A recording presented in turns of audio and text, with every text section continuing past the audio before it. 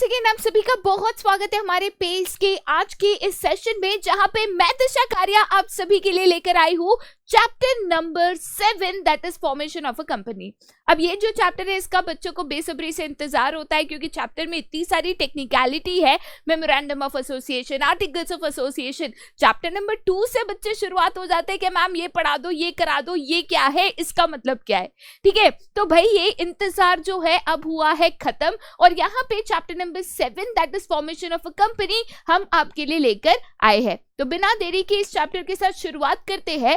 अब चैप्टर की अगर बात करें तो ये चैप्टर में वैसे तो बहुत सारे डिफरेंट टॉपिक्स है, क्योंकि इस चैप्टर में हमें ये देखना है कि मान के चलिए कल उठ के आप एक कंपनी शुरू करना चाहते हो। ठीक है, हमने चैप्टर नंबर 2 में देखा था कि जॉइंट स्टॉक कंपनी जो है one of the forms of business है जिसके द्वारा हम बिजनेस कर सकते हैं। लेकिन मुझे अगर ये जॉइंट स्टॉक कंपनी स्टार्ट करनी है, मुझे अगर खुद की कंपनी स्टार्ट करनी है, तो इसमें मुझे क्या प्रोसेस फॉलो करना होगा, क्या डिफरेंट डॉक्यूमेंट्स तैयार करने होंगे, किनको सबमिट करने होंगे, एंड क्या डिफरेंट रूल्स होंगे जो मुझे फॉलो करने होंगे, राइट। और इसीलिए इस चैप्टर की बात करें तो ये चैप्टर की शुरुआत सबसे पहले होती है कंसेप्ट के साथ, जिसको यहाँ पे हम कहते हैं प्रमोटर। ठीक है, तो यहाँ पे अगर बेटा प्रमोटर की बात करूं तो प्रमोटर कौन होता है, प्रमोटर का एक कंपनी में रोल क्या होता है, प्रमोटर कैसे प्रोसेस करके कंपनी को फॉर्म करता है, कौन से different types of functions perform करता है, इसके बारे में आप यहाँ पे पढ़ोगे। ठीक है, तो फर्स्ट टॉपिक यहाँ पे आपका प्रमोटर के ऊपर है। उसके बाद कुछ ऐसे डॉक्यूमेंट जो कंपनी फॉर्मेशन में बहुत जरूरी होते हैं बनाने, ये डॉक्यूमेंट्स को तैयार करके बिना रजिस्ट्रेशन के पास सबमिट किए हुए आप कंपनी रजिस्ट्रेशन नहीं कर सकते, उसका मतलब कंपनी की शुरुआत नहीं कर सकते। तो कुछ ऐसे डॉक्यूमेंट जैसे यहाँ पे मेमोरेंडम ऑफ एसोसिएशन है, आर्टिकल्स ऑफ एसोसिएशन है, उसके बाद आपके कंसेंट ऑफ प्रपोज डायरेक्टर्स है, agreement with any third party अगर आपने किया है तो, उसके बाद एक स्टैट्यूटरी डिक्लेरेशन है, and receipt of payment of fees है। ठीक है, तो ये कुछ ऐसे नेसेसरी डॉक्यूमेंट्स है जो आपको यहाँ पे बनाने होते हैं। अगर ये डॉक्यूमेंट सही है, अगर आपने पूरे प्रोसेस को बहुत अच्छे तरीके से किया है, तो यहाँ पे लास्ट स्टेज हमेशा होता है इनकॉर्पोरेशन ऑफ अ कंपनी, या तो certificate of incorporation. Certificate of incorporation को generally birth certificate of a company कहते हैं, जिसके बाद कंपनी लीगली फॉर्म हो जाती है, कंपनी का जन्म हो जाता है।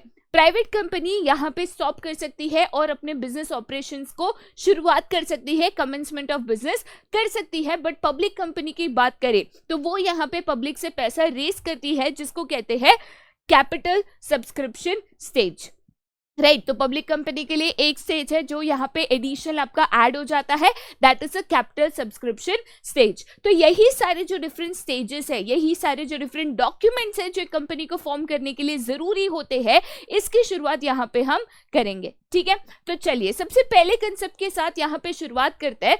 बेटा देखिए, सबसे पहली चीज आपको यहाँ पे क्या समझाई गई है, अगर एक कंपनी फॉर्मेशन कहे या फॉर्मेशन ऑफ अ कंपनी कहे, सबसे पहली चीज आपको याद रखनी है कि भाई साहब ये एक बहुत ही कॉम्प्लेक्स प्रोसेस है।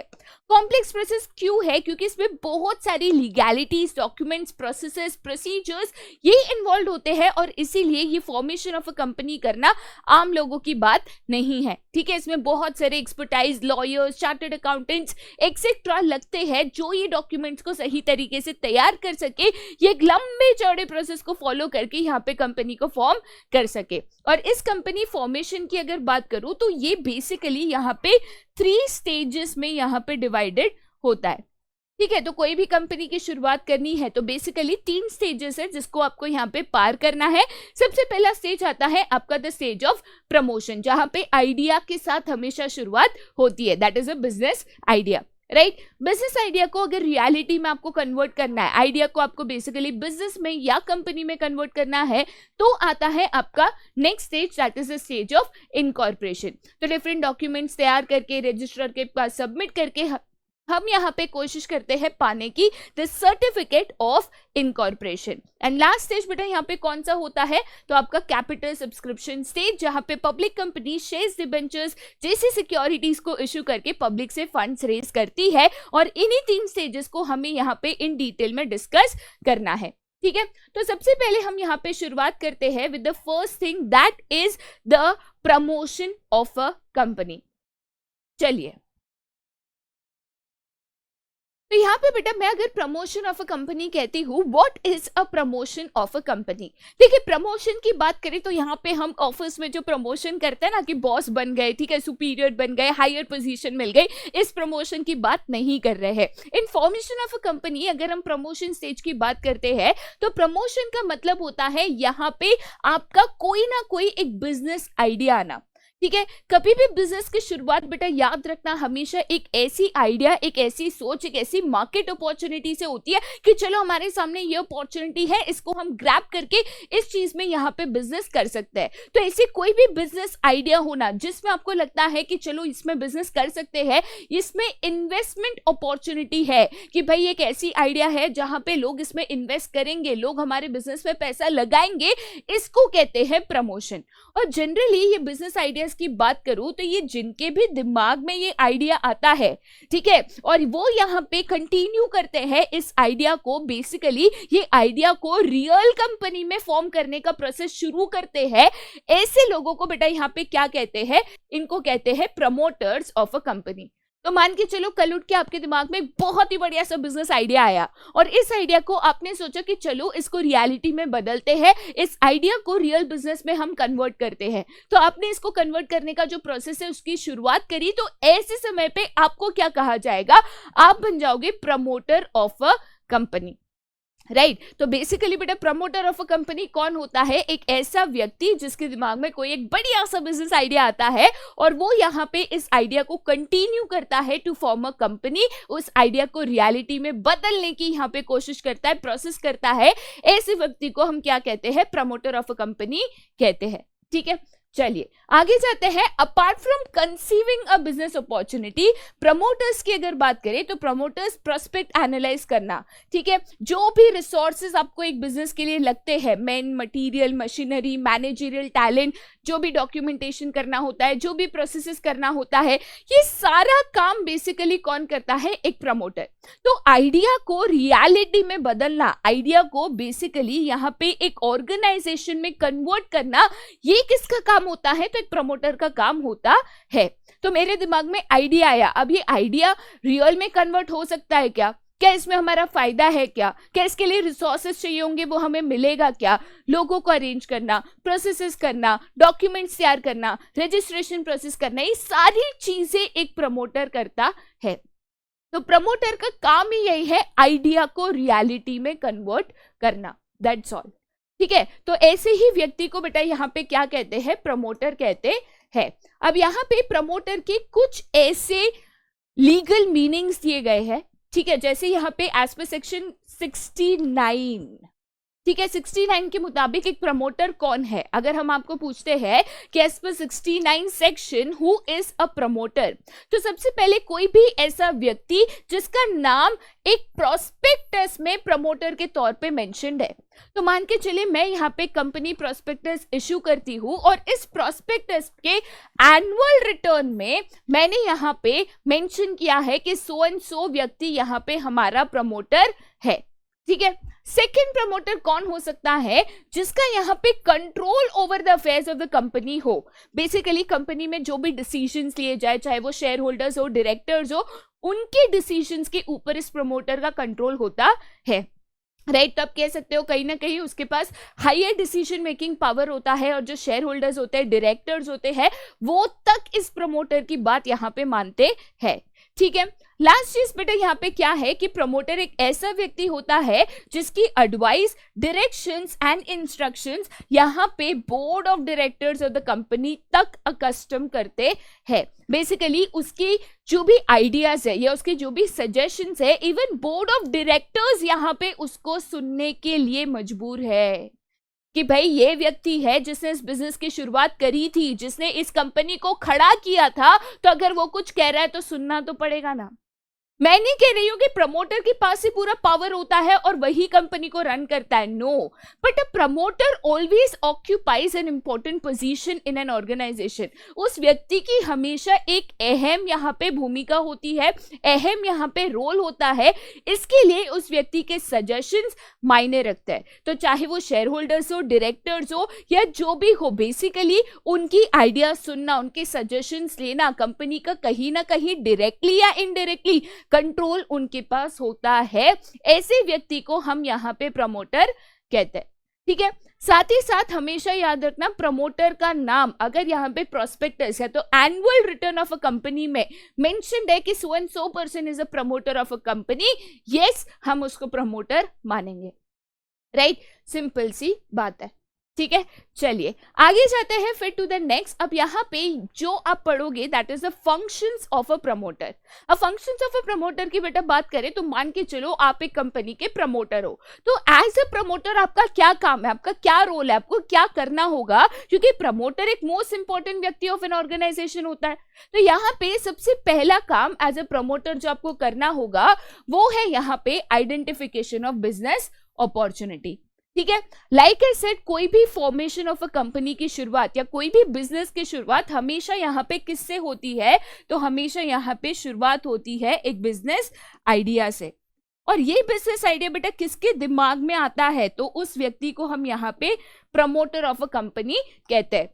राइट, जिसके दिमाग में बिजनेस आइडिया आता है और वो इस बिजनेस आइडिया को रियल कंपनी में यहाँ पे कन्वर्ट करने का प्रोसेस शुरू करता है। तो एज ए प्रमोटर सबसे पहला आपका काम होता है कि भाई यहाँ पे एक बिजनेस अपॉर्चुनिटी देखना जहां पे आप कंपनी सेटअप कर सको, जहां पे आप बिजनेस कर सको। अब ये बिजनेस आइडिया की बात करें तो चाहे आप इसमें नया प्रोडक्ट बनाओ, कोई सर्विस हो, कोई एडिशनल प्रोडक्ट ऑफरिंग हो, कोई नया प्रोसेस हो, कोई नई मशीनरी हो, कोई भी चीज को लेकर ये बिजनेस आइडिया हो सकती है। गुड्स में भी हो सकता है, सर्विसेज में भी हो सकता है एंड सो ऑन। बट ऐसी बिजनेस आइडिया जिसमें इन्वेस्टमेंट पोटेंशियल होना जरूरी है। सी बेसिकली कोई भी अगर बिजनेस आइडिया आपके दिमाग में आती है तो उसको इन्वेस्टमेंट मिलना, पैसा मिलना जरूरी नहीं है। अगर आपके बिजनेस में यहाँ पे फ्यूचर प्रॉस्पेक्ट्स है, ग्रोथ है, कल उठ के लगता है कि बिजनेस आगे जाएगा, कल उठ के लगता है कि कंपनी सक्सेसफुल बनेगी, तभी तो लोग इन्वेस्टमेंट करेंगे ना। तो बिजनेस आइडिया ऐसी होनी चाहिए, फुल प्रूफ होनी चाहिए, जिसमें लोग इन्वेस्टमेंट करें, जिसमें इन्वेस्टमेंट पोटेंशियल हो। हवा में बात करोगे तो नहीं चलेगा। तो एक प्रमोटर ऐसा व्यक्ति होता है जो ऐसी बिजनेस अपॉर्चुनिटीज को खोजता है, ऐसे बिजनेस आइडियाज को लेकर आता है और उस आइडिया को धीरे धीरे यहाँ पे रियलिटी में कन्वर्ट करने की कोशिश करता है। ठीक है, चलिए आगे जाते हैं to the next function of a promoter, जो कि है यहाँ पे फीजिबिलिटी स्टडीज। इस सबसे पहले फीजिबिलिटी स्टडीज, तो फीजिबिलिटी का मतलब क्या होता है? देखिए, फीजिबिलिटी की अगर बात करूं तो यहाँ पे फीजिबिलिटी का मतलब होता है कि अगर आपके दिमाग में एक बिजनेस आइडिया आया है, चलो आइडिया बहुत बेहतरीन है, बट क्या वो रियल में पॉसिबल है? आपकी बिजनेस के लिए जो आपको पैसे चाहिए, क्या आपके पास वो अवेलेबल है? अगर नहीं भी अवेलेबल है तो क्या आप वो पैसे रेस कर सकते हो? जो आपके बिजनेस में मान के चलो आप कहते हो कि हमको एक ऐसा प्रोडक्ट बनाएंगे, ठीक है, तो उस प्रोडक्ट को बनाने के लिए जो भी रॉ मटेरियल चाहिए, जो भी मशीनरी चाहिए, जो भी स्किल्स चाहिए, क्या वो रॉ मटेरियल मशीनरी आपके पास अवेलेबल है? आपको लगता है क्या ये बिजनेस कल उठ के प्रॉफिटेबल होगा? अगर हाँ तो आपको कंटिन्यू करना है। तो ऐसे सारी जो पॉसिबिलिटीज हम चेक करते हैं कि क्या रियल में ये बिजनेस को हमें शुरू करना चाहिए, क्या रियल में ये बिजनेस प्रॉफिटेबल होगा, ये पॉसिबिलिटीज को चेक करना, इसी को कहते हैं फीजिबिलिटी स्टडीज। ठीक है, तो फीजिबिलिटी स्टडीज में बेसिकली एक प्रमोटर क्या करता है, वो ये चेक करता है कि भाई ये बिजनेस तो मैं सोच रहा हूं करने का, बट क्या ये प्रॉफिटेबल होगा, क्या ये अपॉर्चुनिटी को मैं रियल प्रोजेक्ट में कन्वर्ट कर पाऊंगा।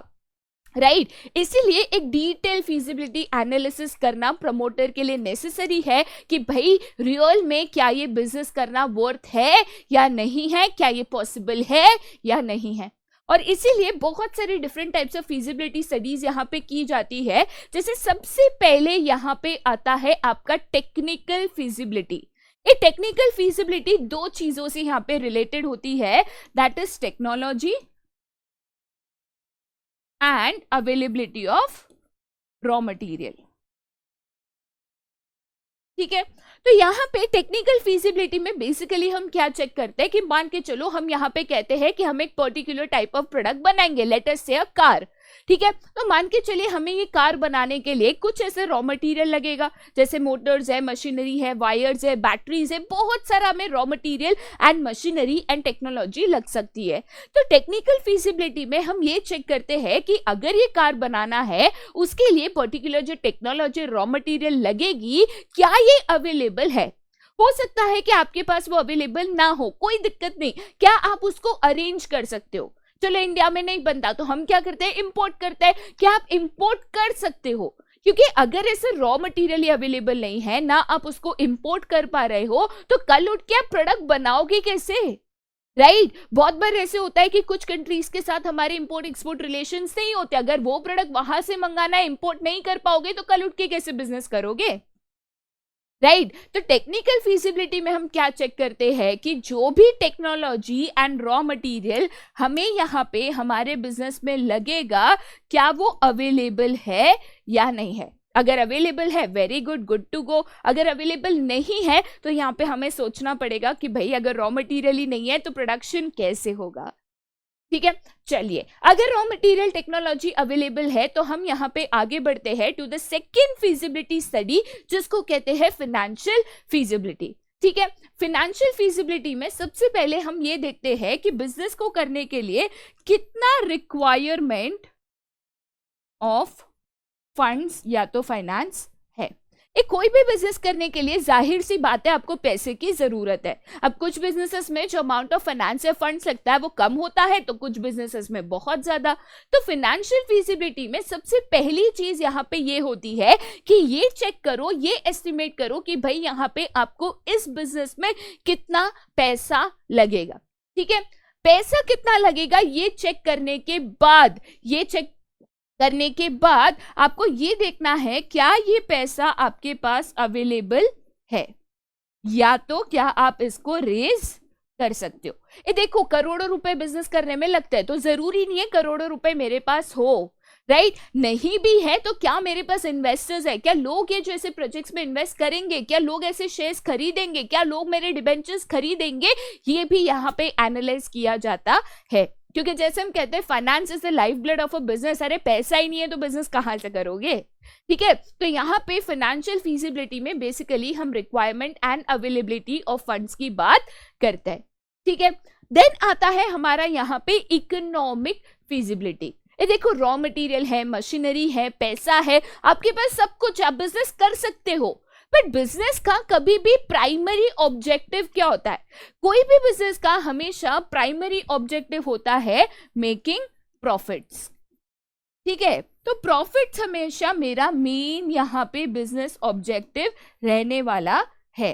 तो यहाँ पे मैं जब इकोनॉमिक फीजिबिलिटी की बात करती हूँ, वो ये चेक करता है कि भाई क्या मेरा बिजनेस प्रॉफिटेबल होगा या नहीं। हाँ मेरे पास रिसोर्सेज है, टेक्नोलॉजी है, सब कुछ है, बट बिजनेस करने के बाद विल इट बी प्रॉफिटेबल और नॉट, और कितना। अरे मैं करोड़ों रुपए का बिजनेस में इन्वेस्टमेंट कर रही हूँ, करोड़ों रुपए का रिस्क ले रही हूँ और हजारों रुपए का प्रॉफिट है, क्या मैं वो बिजनेस कंटिन्यू करना चाहूंगी? क्या वो इतना रिस्क लेने के लिए वर्थ है? ये चीजों को चेक करना, इसको यहाँ पे कहते हैं economic feasibility, to check whether a business is profitable और नॉट। ठीक है, चलिए आगे जाते हैं। फिर अब मैंने फीजिबिलिटी स्टडीज कर ली, पहले तो बिजनेस आइडिया देखा, अपॉर्चुनिटीज देखी, हर एक अपॉर्चुनिटी की फीजिबिलिटी स्टडी की कि भाई ये बिजनेस में कितना फीजिबल है, टेक्नोलॉजी है, रॉ मटेरियल है, फंड्स है, प्रॉफिटेबल है। अगर ये सारी चीजें हैं तो जाहिर सी बात है मैं इस बिजनेस आइडिया को कंटिन्यू करना चाहूंगी कि भाई मेरा बिजनेस प्रॉफिटेबल भी है और मैं इसको रियल में कर भी सकती हूँ। और इसके लिए उसके बाद नेक्स्ट चीज आता है कि भाई मेरे कंपनी का नाम क्या होगा। अब देखिए नाम की अगर बात करें तो आप हमेशा कंपनी नेम को रजिस्टर कराते हो, तो अगर इस नाम की ऑलरेडी कोई कंपनी है तो आप सेम नाम नहीं रख पाओगे, और इसीलिए नेक्स्ट चीज हमेशा यहाँ पे आती है आपका नेम अप्रूवल। ठीक है, तो ये नेम अप्रूवल बेसिकली कौन करता है? तो रजिस्ट्रार ऑफ द कंपनीज जो होते हैं ये आपका यहाँ पे नेम अप्रूवल करते हैं। तो इनको आपको एक एप्लीकेशन में 3 नाम देने हैं on the basis of priority, मतलब जो सबसे ज्यादा आपको पसंद है वो फर्स्ट, उससे कम सेकेंड, उससे कम थर्ड। ठीक है, तो बेसिकली आपको रजिस्ट्रार ऑफ द कंपनीज को बेटा कितने नाम देने हैं? 3 नाम देने हैं, वो भी इन the order of the priority. अगर पहला नाम है वो कहीं पे मैच नहीं हो रहा, किसी ने वो नाम नहीं लिया तो वही नाम सिलेक्ट हो जाएगा, अगर नहीं तो वो सेकंड पे जाएंगे, अगर वो भी रिजेक्ट हो गया तो थर्ड पे जाएंगे। ठीक है, तो बेसिकली आपको रजिस्ट्रार ऑफ द कंपनीज को 3 आपके पसंदीदा नाम देने हैं, जो सबसे ज्यादा पसंद है वो first and so on. Right चलो अभी आपने नाम तो सबमिट कर दिया, जिसमें से एक यहाँ पे फाइनलाइज होके अप्रूवल होके रजिस्ट्रार ऑफ द कंपनी से आ जाएगा। अब नेक्स्ट फंक्शन क्या होता है, तो fixing up signatories of the memorandum of association. देखिए memorandum of association one of the most important document of a company होता है, जिसके बिना कोई भी कंपनी फॉर्म नहीं हो सकती। लेकिन ये मेमोरेंडम ऑफ एसोसिएशन की बात करें तो मेमोरेंडम ऑफ एसोसिएशन में बेसिकली हमें ये डिसाइड करना होता है कि इसके ऊपर साइन कौन करेगा। देखिए जो भी वो व्यक्ति मेमोरेंडम ऑफ एसोसिएशन पे साइन करता है, जनरली वो व्यक्ति first directors of the company भी बन जाते हैं। ठीक है, तो उनका रिटर्न कंसेंट, लिखित में कंसेंट होना कि भाई मैं अपने मर्जी से इस कंपनी का डायरेक्टर बन रहा हूं या बन रही हूं, और इस कंपनी के डायरेक्टर बनने के लिए जो भी क्वालिफिकेशन शेयर्स है, जो भी प्राइस है, उस प्राइस पे मैं लेने के लिए भी तैयार हूं। देख रिटर्न कंसेंट चेक उठ के बोल दिया अरे नहीं नहीं मेरे को तो ये डायरेक्टर नहीं बनना, फिर क्या करोगे? ठीक है, तो सबसे पहले ऐसे डायरेक्टर्स की हमें सिग्नेचर चाहिए, ऐसे लोग डिसाइड करने होते हैं जो इस मेमोरेंडम ऑफ एसोसिएशन पे यहाँ पे साइन करेंगे, और वो जनरली फर्स्ट डायरेक्टर्स भी होते हैं। तो उनका राइटिंग में रिटर्न कंसेंट चाहिए कि भाई हम इस कंपनी के डायरेक्टर बनने के लिए तैयार है। ठीक है, तो ऐसे लोग भी आपने यहाँ पे ढूंढ लिए, आपने यहाँ पे मेमोरेंडम ऑफ एसोसिएशन पे भी साइन करवा दिया। बट यहाँ पे अगर कंपनी फॉर्मेशन की बात करें तो इसमें सिर्फ मेमोरेंडम ऑफ एसोसिएशन नहीं, बहुत सारे डिफरेंट डॉक्यूमेंट्स बनाने होंगे। आर्टिकल्स ऑफ एसोसिएशन है, अग्रीमेंट है, यहाँ पे कैपिटल सब्सक्रिप्शन दी जा सकता है, तो बहुत सारे डिफरेंट डॉक्यूमेंट्स यहाँ पे बनाने होते हैं। जनरली एक प्रमोटर काफी बार अकेले ये काम नहीं कर पाता, क्योंकि ये काम काफी कॉम्प्लेक्स होता है और इसमें बहुत सारी लीगल चीजें इन्वॉल्व होती है, और इसीलिए एज अ प्रमोटर काफी बार हम यहाँ पे ऐसे प्रोफेशनल्स को अपॉइंट करते हैं जो हमारे लिए ये काम को करे। कुछ प्रोफेशनल्स जो हम अपॉइंट कर सकते हैं जैसे बैंकर्स है, ऑडिटर्स है, अंडरराइटर्स है, लॉयर्स है, चार्टर्ड अकाउंटेंट्स है, कॉस्ट अकाउंटेंट्स है। Depending from company to company हमारी रिक्वायरमेंट वेरी कर सकती है, बट ये ऐसे प्रोफेशनल्स को यहाँ पे अपॉइंट किया जाता है जो हमारे कंपनी के लिए सारी जरूरी कागजात जो है, सारे नेसेसरी जो डॉक्यूमेंट्स है वो यहाँ पे तैयार कर सके, और ये सारे डॉक्यूमेंट सही तरीके से यहाँ पे रजिस्ट्रार ऑफ अ कंपनी को सबमिट हो सके। ठीक है, तो यहाँ पे अगर मैं प्रोफेशनल्स की बात करूं, देखिए ऐसा कोई प्रोफेशनल की लिस्ट मैंडेटरी नहीं है कि ये प्रोफेशनल्स होने ही चाहिए।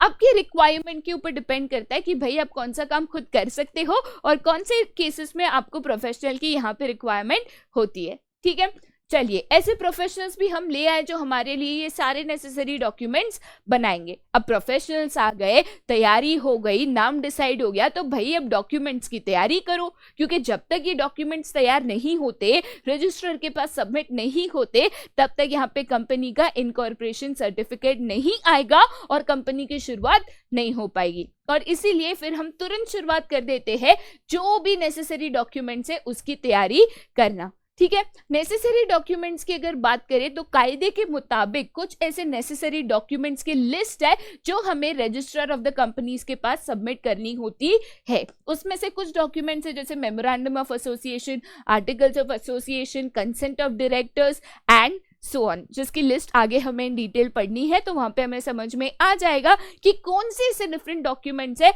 जो हमें यहाँ पे रजिस्ट्रार ऑफ अ कंपनी को सबमिट करने होते हैं। राइट तो चलिए भाई ऐसे डॉक्यूमेंट्स को पढ़ने की शुरुआत करते हैं। इन डॉक्यूमेंट्स को यहाँ पे इन डिटेल में समझते हैं, जो कि most important part of the chapter भी है। Memorandum of association and articles of association is the most important part of the chapter. ठीक है, और इसी के साथ हम यहाँ पे शुरुआत करने वाले हैं। बेटा यहाँ पे सबसे पहली चीज आएगी आपका मेमोरेंडम ऑफ एसोसिएशन, जिसको आप यहाँ पे MOA के नाम से भी जानते हो। ठीक है, आप MOA बोलो या मेमोरेंडम ऑफ एसोसिएशन बोलो या मेमोरेंडम बोलो, it is one and the same. Memorandum of association सबसे जरूरी डॉक्यूमेंट होता है जो कोई भी कंपनी को यहाँ पे बनाना होता है और रजिस्ट्रार के पास सबमिट करना होता है। इस मेमोरेंडम ऑफ एसोसिएशन में एज अ कंपनी आपके क्या डिफरेंट ऑब्जेक्टिव्स है। ये नहीं बोलना है कि भाई एज अ कंपनी बस मेरा एक ही काम है प्रॉफिट कमाना, नहीं, क्या डिफरेंट ऑब्जेक्टिव्स है, क्या सर्व करना चाहते हो, क्या बनाना चाहते हो, क्या बेचना चाहते हो, ये सारे जो different objectives of a company है वो इस मेमोरेंडम ऑफ एसोसिएशन में मेंशन होते हैं। और ये ऑब्जेक्टिव्स जब भी आप फ्रेम करते हो, जब भी ये ऑब्जेक्टिव्स को मेमोरेंडम ऑफ एसोसिएशन में मेंशन करते हो, इनको बहुत केयरफुली बनाना जरूरी है। और इसका कारण क्या है, क्योंकि एज अ कंपनी कायदे के मुताबिक कोई भी ऐसी एक्टिविटी जो मेमोरेंडम ऑफ एसोसिएशन में नहीं मेंशन्ड है, ठीक है, हमारे ऑब्जेक्टिव में नहीं मेंशन्ड है, ऐसी कोई भी एक्टिविटी लीगली आप नहीं कर सकते। तो हर वो काम आपको जो करना है as an organisation, as a company, वो मेमोरेंडम में मेंशन्ड होना चाहिए, वरना एज अ कंपनी आप लीगली कोई भी ऐसी एक्टिविटी नहीं कर सकते जो यहाँ पे आपके मेमोरेंडम में नहीं मेंशन है। ठीक है, मेमोरेंडम ऑफ एसोसिएशन की बात करूं तो इसका डेफिनेशन आपकी कंपनीज एक्ट ऑफ 2013 में सेक्शन 2 सब सेक्शन 56 में दिया गया है। किसने दिया है? Companies act 2013। ठीक है, कंपनीज एक्ट 2013 के सेक्शन 2 में जाएंगे, सब सेक्शन 56 में जाएंगे, तो वहां पे आपको मेमोरेंडम ऑफ एसोसिएशन इसका डेफिनेशन यहां पे मिलेगा। डेफिनेशन क्या कहता है कि भाई memorandum means memorandum of association. एक कहने का मतलब क्या है कि अगर मैं इसको पूरा ना कहूं, मेमोरेंडम ऑफ एसोसिएशन ना कहूं, अगर मैं इसको सिर्फ मेमोरेंडम कहूं तो भी वो वन एंड द सेम है। ठीक है, जो यहाँ पे स्पेसिफाइड है कि भाई मेमोरेंडम बोले तो memorandum of association it is one and the same. ये memorandum of association originally framed, ठीक है, ओरिजिनली फ्रेम मतलब क्या? अब मान के चलो कि मैंने 10 साल पहले कंपनी की शुरुआत की, तो 10 साल पहले मैंने एक मेमोरेंडम ऑफ एसोसिएशन बनाया होगा, क्योंकि उसके बिना तो कंपनी फॉर्म ही नहीं हो सकती। ठीक है, बट 10 साल के दौरान हो सकता है कंपनी में कुछ चेंजेस आए, हो सकता है कंपनी एक्सपांड हुई, हो सकता है कंपनी ग्रो हुई, एडिशनल ऑब्जेक्टिव्स कंपनी को ऐड करने हैं। तो ऐसे केस में आपने कंपनी फॉर्म करते वक्त तो एक ओरिजिनल मेमोरेंडम ऑफ एसोसिएशन बनाया था, बट जरूरत पड़ने पे टाइम टू टाइम आप इस मेमोरेंडम ऑफ एसोसिएशन को ऑल्टर भी कर सकते हो, उसमें ऑब्जेक्टिव्स ऐड और माइनस दोनों टाइम टू टाइम यहां पे कर सकते हो। बट इसका सिर्फ एक ही कायदा है कि यहां पे आपको एज पर कंपनीज लॉ या एक्ट इस चेंजेस को करना है। मतलब ये जरूरी नहीं है कि कंपनी शुरू करते वक्त जो ऑब्जेक्टिव्स रखे आपको जिंदगी भर वही ऑब्जेक्टिव्स रखने हैं, नहीं। ये देखो, जनरली जॉइंट स्टॉक कंपनी का परपेचुअल सक्सेशन होता है, तो ये काफी लॉन्ग रन तक इनका जो बिजनेस ऑपरेशंस है वो कंटिन्यू होना है। तो ऐसे केस में हो सकता है टाइम के मुताबिक मुझे ये ऑब्जेक्टिव्स को चेंज करने हो, मुझे मेरे कंपनी के एक्टिविटीज को मॉडिफाई करने हो, तो ये सब मेमोरेंडम में ये चेंजेस कर सकते हो। ठीक है, बट इसका सिर्फ एक ही नियम है कि जो भी आप चेंजेस करो कायदे के मुताबिक, कायदे के दायरे में रह के आपको ये चेंजेस को करने हैं। बेसिकली चेंजेस करने के लिए भी कुछ कायदे हैं जो आपको यहाँ पे फॉलो करने हैं। तो मेमोरेंडम ऑफ एसोसिएशन की बात करें तो मेमोरेंडम ऑफ एसोसिएशन क्या है? सबसे पहली चीज, ये कोई भी कंपनी का मोस्ट इंपॉर्टेंट डॉक्यूमेंट होता है जिसमें कंपनी के ऑब्जेक्टिव्स क्लियरली स्टेटेड होते हैं, और ये ऑब्जेक्टिव्स को बहुत ध्यान से फ्रेम करना जरूरी है, क्योंकि कोई भी कंपनी ऐसा कोई भी लीगल एक्टिविटी नहीं कर सकती जो इस मेमोरेंडम में मेंशन नहीं है। ठीक है, और इस मेमोरेंडम ऑफ एसोसिएशन का डेफिनेशन कंपनीज एक्ट ऑफ 2013 में सेक्शन 2 सब सेक्शन 56 में भी गिवन है। ठीक है, चलिए आगे जाते हैं। अब ये मेमोरेंडम ऑफ एसोसिएशन की बात करें तो इसका एक प्रोफोर्मा, ठीक है, बेसिकली प्रोफोर्मा क्या होता है? तो एक स्टैंडर्ड फॉर्मेट, राइट। तो इस मेमोरेंडम ऑफ एसोसिएशन का एक प्रोफोर्मा, एक स्टैंडर्ड फॉर्मेट यहां पे table A, B, C, D and E में शेड्यूल 1 में गिवन है। ठीक है, तो यहाँ पे अगर आप इस एक्ट के शेड्यूल 1 में जाओगे तो वहां पे table A B C D E में इसकी प्रोफॉर्मा गिवन है, इसका एक स्टैंडर्ड फॉर्मेट गिवन है जिसके मुताबिक हर एक कंपनी अपना मेमोरेंडम ऑफ एसोसिएशन बना सकती है। तो अब यहाँ पे सवाल ये आता है कि मुझे टेबल ए फॉलो करना है, बी करना है, सी करना है, कौन सा करना है। ठीक है, तो यहाँ पे जब table A B C D E की बात करूं तो हर एक कंपनी के लिए, हर एक टाइप ऑफ कंपनी के लिए यहाँ पे डिफरेंट फॉर्मेट्स गिवन है।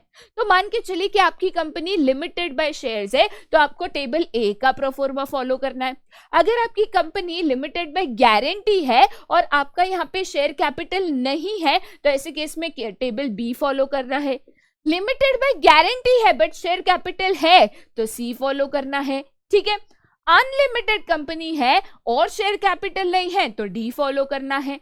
अनलिमिटेड है बट शेयर कैपिटल भी है तो ई फॉलो करना है। तो डिपेंडिंग ऑन कौन सी टाइप ऑफ कंपनी आप यहाँ पे फॉर्म कर रहे हो, whether you are raising capital और नॉट, लिमिटेड बाय गारंटी है या नहीं है, ऐसे केस में हर एक टाइप ऑफ कंपनी के लिए डिफरेंट यहाँ पे standard formats in every table given है। ए बी सी डी ई जो शेड्यूल 1 में गिवन है उसको फॉलो करते हुए यहाँ पे आपको मेमोरेंडम ऑफ एसोसिएशन को तैयार करना है। ठीक है, एक बार आपका बेटा यहाँ पे मेमोरेंडम ऑफ एसोसिएशन तैयार हो गया तो उसके बाद याद रखना इस मेमोरेंडम ऑफ एसोसिएशन के डॉक्यूमेंट पे एटलीस्ट 7 पर्सन्स की आपको सिग्नेचर चाहिए अगर आप पब्लिक लिमिटेड कंपनी फॉर्म कर रहे हो। और ये 7% बेसिकली आपके first directors of the company भी बन जाएंगे। ठीक है, फर्स्ट डायरेक्टर्स है तो इनका आपके पास एक return consent to act as a director भी होना चाहिए। ठीक है, तो पहले आपने मेमोरेंडम ऑफ एसोसिएशन बनाया, इसका एक फॉर्मेट आपको शेड्यूल 1 में गिवन है। मेमोरेंडम ऑफ एसोसिएशन बनाने के तुरंत बाद यहाँ पे आपको उनके ऊपर 7 ऐसे पर्सन्स का सिग्नेचर चाहिए अगर पब्लिक लिमिटेड कंपनी है तो। ठीक है, और जनरली ये 7% first directors of the company भी बन जाता है। बट मान के चलो आप एक प्राइवेट लिमिटेड कंपनी यहाँ पे फॉर्म कर रहे हो तो इन case of private limited company आपके बेसिकली यहाँ पे 2 डायरेक्टर्स होते हैं तो 2 जन के आपको यहाँ पे सिग्नेचर चाहिए। तो मेमोरेंडम ऑफ एसोसिएशन पे कितने लोगों की सिग्नेचर चाहिए ये डिपेंड करता है वेदर आप पब्लिक लिमिटेड कंपनी फॉर्म कर रहे हो या प्राइवेट लिमिटेड कंपनी फॉर्म कर रहे हो। ठीक है, चलिए अब मेमोरेंडम ऑफ एसोसिएशन आपका यहाँ पे तैयार हो गया। मेमोरेंडम ऑफ एसोसिएशन की अगर बात करें तो इस मेमोरेंडम ऑफ एसोसिएशन में कुछ ऐसे क्लॉजेस होते हैं जिसके मुताबिक इसको फ्रेम किया जाता है। ठीक है, क्या क्लॉजेस है, क्या इसमें मेंशन होना चाहिए, क्या चीजें इसमें लिखी जानी चाहिए। तो सबसे पहला क्लॉज बेटा यहाँ पे आता है आपकी कंपनी का नेम क्लॉज। अब याद है यहाँ पे प्रमोटर ने 3 नाम दिए थे रजिस्ट्रार के पास in the order of priority कि भाई सबसे पहले मुझे ये नाम रखना है, उसके बाद ये, उसके बाद ये। तो प्रायोरिटी के बेसिस पे आपने आपकी पसंद के 3 नाम यहाँ पे रजिस्ट्रार को दिए थे। इन 3 नामों में से कोई भी एक नाम मान के चलिए अप्रूव होके आया। ठीक है, तो जो भी नाम यहाँ पे अप्रूव होके रजिस्ट्रार ऑफ द कंपनी के पास से आया है उसी नाम से कंपनी को आगे जाना जाएगा, वो आपके कंपनी का नाम हो गया। राइट, तो ये नाम यहाँ पे जो आपकी कंपनी का रखा गया है इस केस में यहाँ पे मेंशन होना चाहिए। ठीक है, तो नेम क्लॉज क्या कहता है कि भाई एज अ प्रमोटर आपने रजिस्ट्रार को 3 नाम दिए थे ना इन द ऑर्डर ऑफ प्रायोरिटी, तो ये जो भी नाम है it should contain the name of the company जो रजिस्ट्रार ने अप्रूव करके भेजा था। अब रजिस्ट्रार ने फर्स्ट नेम रिजेक्ट किया था, सेकंड अप्रूव किया था, तो वही नाम यहाँ पे मेंशन होना चाहिए। It should be approved by the registrar. अपने मर्जी का नाम नहीं रखना है। ठीक है, चलिए आगे जाते हैं नेक्स्ट पे जो कि है रजिस्टर्ड ऑफिस क्लॉज। ये हर एक फॉर्मेशन ऑफ अ कंपनी अगर आप करते हो, कोई भी कंपनी की शुरुआत करते हो तो हर एक कंपनी का बेटा एक ऑफिस एड्रेस होता है। ठीक है, इसको हम कहते हैं रजिस्टर्ड ऑफिस एड्रेस। भले मेरी 10 ब्रांच हो बट एक परमानेंट ऑफिस एड्रेस या रजिस्टर्ड ऑफिस एड्रेस या हेड ऑफिस एड्रेस हमेशा आपका होता है। अब यहाँ पे इंपॉर्टेंट चीज आपको क्या याद रखनी है कि रजिस्टर्ड ऑफिस क्लॉज क्या कहता है कि मान के चलो फिलहाल आप कंपनी की शुरुआत कर रहे हो, अभी तक कंपनी बनी नहीं है, तो हो सकता है आपने कोई एक जगह फाइनलाइज ना की हो या आपने कोई एक जगह ना खरीदी हो, क्योंकि मान के चलो कोई भी प्रोसेस में गड़बड़ हो गया, कंपनी फॉर्म नहीं हुई, बहुत सारी चीजें होती है। तो रजिस्टर्ड ऑफिस क्लॉज सिर्फ इतना कहता है कि अगर आपकी कंपनी का कोई फिक्स एड्रेस नहीं है, अभी तक आपने कोई जगह नहीं खरीदी या फाइनलाइज नहीं की, तो ऐसे केस में बस आपको name of the state mention करना है कि भाई आपकी कंपनी कौन से स्टेट में या आपकी कंपनी की ऑफिस, रजिस्टर्ड ऑफिस कौन से स्टेट में होगी, वो महाराष्ट्र, गुजरात, आंध्र प्रदेश, दिल्ली, कौन से स्टेट में होगी, बस ये स्टेट आपको यहाँ पे मेंशन करना है। ऑफिस एड्रेस है तो वेल एंड गुड, बट नहीं है तो इस स्टेज पे आपको बस स्टेट मेंशन करना है कि भाई मेरी ऑफिस में इस स्टेट में खोलना चाहूंगा या चाहूंगी, राइट। बट एक बार ये कंपनी का प्रोसेस हो गया और आपको यहाँ पे सर्टिफिकेट ऑफ इनकॉर्पोरेशन मिल गया, ठीक है, तो सर्टिफिकेट ऑफ इनकॉर्पोरेशन मिलने के 30 डेज तक आपको यहाँ पे exact address of the registered office देना होगा, ठीक है। तो मान के चलो कि आपको यहाँ पे 1 तारीख को सर्टिफिकेट ऑफ इनकॉर्पोरेशन मिल गया, तो उस मंथ के 30 तारीख तक आपको यहाँ पे रजिस्टर्ड एड्रेस फिर देना होगा। बट सर्टिफिकेट ऑफ इनकॉर्पोरेशन मिलने के 30 डेज के बाद, ठीक है, यहाँ पे आप सिर्फ स्टेट मेंशन करोगे तो भी चलेगा, कोई दिक्कत नहीं है। बट याद रखिएगा 30 डेज के बाद या 30 डेज के अंदर इनकॉर्पोरेशन सर्टिफिकेट मिलने के बाद ये रजिस्टर्ड एड्रेस रजिस्ट्रार ऑफिस के पास आपको देना मैंडेटरी है, राइट। उसके बाद नेक्स्ट बेटा आता है यहाँ पे आपका ऑब्जेक्ट क्लॉज, ठीक है। Like I said, memorandum of association most important document of a company होता है, क्योंकि इस डॉक्यूमेंट में objectives of a company clearly stated होते हैं और कोई भी काम जिस ऑब्जेक्टिव में मेंशन नहीं है कानूनन आप वो काम नहीं कर सकते। और इसीलिए ये जो ऑब्जेक्ट क्लॉज है, अगेन ये एक बहुत ही इंपॉर्टेंट क्लॉज है, ठीक है। बेसिकली ये पर्पस ऑफ अ कंपनी बताता है कि भाई ये कंपनी की शुरुआत क्यों हुई है और यहाँ पे हर वो एक्टिविटी जो आप करना चाहते हो वो इस क्लॉज में मेंशन्ड होना चाहिए। अगर इस क्लॉज में कोई भी एक्टिविटी या ऑब्जेक्ट मेंशन नहीं है और आप वो एक्टिविटी करते हो, वो लीगली अलाउड नहीं है। और इसीलिए ये मोस्ट इंपॉर्टेंट क्लॉज है जो बहुत ही ध्यान से डिटेल में आपको फ्रेम करना होता है, राइट। उसके बाद बेटा नेक्स्ट आता है आपका यहाँ पे लायबिलिटी क्लॉज, ठीक है। लायबिलिटी क्लॉज बेसिकली क्या कहता है कि भाई जो मेंबर्स ऑफ द कंपनी होंगे, राइट, उनकी लायबिलिटी लिमिटेड होगी। जैसे आपने यहाँ पे चैप्टर नंबर 2 में पढ़ा था, चैप्टर नंबर 2 में हमने क्या पढ़ा था, the liability of share holders is limited up to the amount of unpaid capital। एक कहने का मतलब क्या है, हम एक बेसिक सा यहाँ पे एग्जाम्पल लेते हैं। मान के चलिए वी बॉट, मतलब हमने खरीदे 100 शेयर्स ऑफ ₹10 ईच, ठीक है। आपने 100 शेयर्स खरीदे और एक शेयर की फेस वैल्यू या कीमत कितनी थी, तो 10 रुपए थी। अब ऐसे केस में आउट ऑफ विच